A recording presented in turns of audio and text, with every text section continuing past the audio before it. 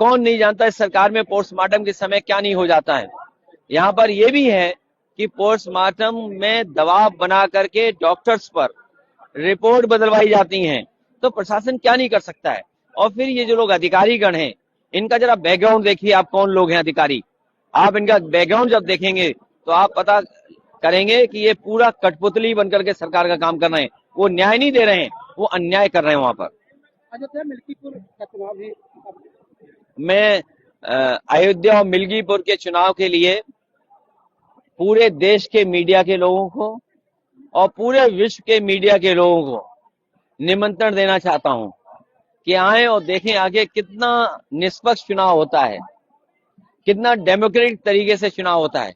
कम से कम पूरी दुनिया और देश का मीडिया देखे कि भारतीय जनता पार्टी कितने ढंग से चुनाव कराती है। चुनाव नहीं हो रहा है। कटहरी के हमारे पत्रकार साथी आप जानते होंगे, स्कूटी कब दी गई, किसके पैसे स्कूटी आई है,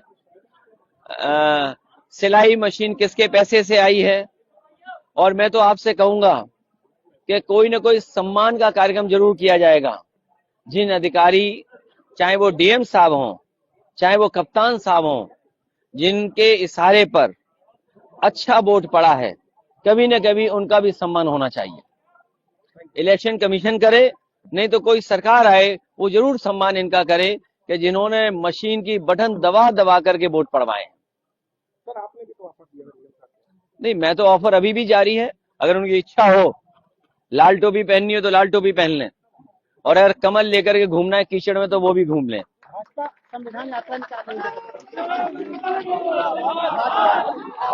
भाजपा संविधान यात्रा निकाल रही है।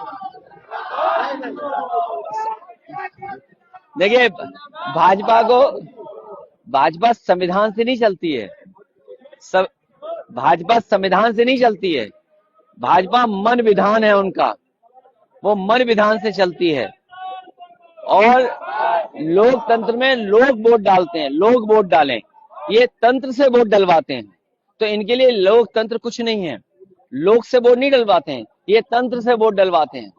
और 27 में उसकी तैयारी हम जनता को करनी पड़ेगी।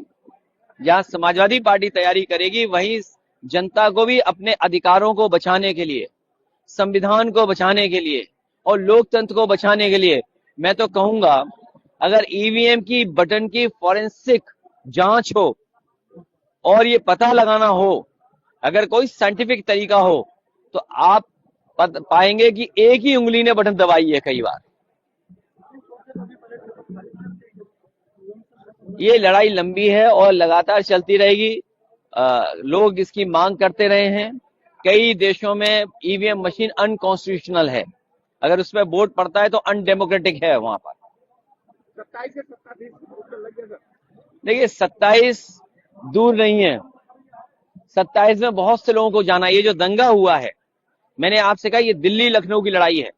लखनऊ वाले दिल्ली जाना चाहते हैं। जो कभी दिल्ली वालों ने रास्ता अपनाया था दिल्ली पहुंचने का, वही रास्ता अपना रहे हैं।